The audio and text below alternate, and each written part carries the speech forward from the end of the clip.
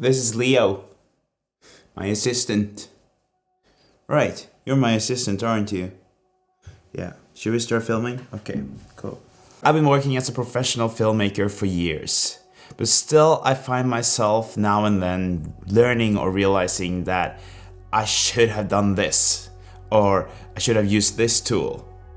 Things that are given as a filmmaker, but I haven't used them or I haven't known about them.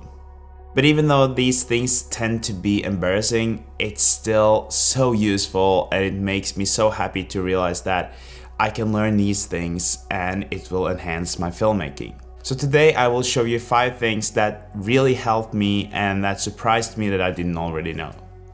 The first thing is about how to use your monitor. For years I actually didn't use a monitor at all. Now it's the most important tool I have in my daily work. But even after getting the monitor, I was just shooting in C-Log and I didn't have any idea how my shot was exposed. So it wasn't until I learned about false colors that my monitor really could help me in my filmmaking. False color is available on most monitors and it really will help you expose your shot.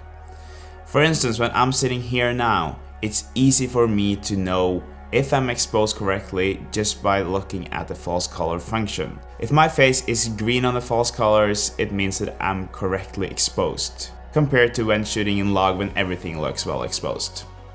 On this, I also have to emphasize how nice it has been to have LUTs on my monitor so I can actually see some of the shots and how they will turn out if I put this LUT on. So learning how to use false colors really helped me expose better.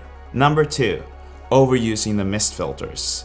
For a very long time I used mist filters every day. They were just attached to my lens and I never took them off. Mist filters are great for the more cinematic vibe to your videos. For instance, right now I don't want to have the mist filter because I don't want this to be super cinematic. This is more just a casual video. So knowing how to and when to use your filters, it's imperative to being a good filmmaker. I learned this too late. Leo. The third thing I learned way too late was that lighting is actually more about creating shadow than it is about creating light. So using this black reflector took me ages to actually start using. Why? Because I thought that lighting was about lighting your subject as much as possible. Now I know that lighting is actually about making sure you have a shadow side, because that will create more depth, which again will enhance your video. So learning that creating this shadow on this side of my face is just as important as this light source from my left was something I learned way too late.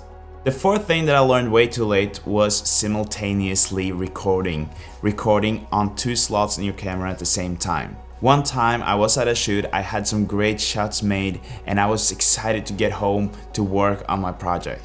Imagine my disappointment when I realized that all my shots were gone. If I knew about simultaneously recording at the time, I would have had a backup and it all would have been fine.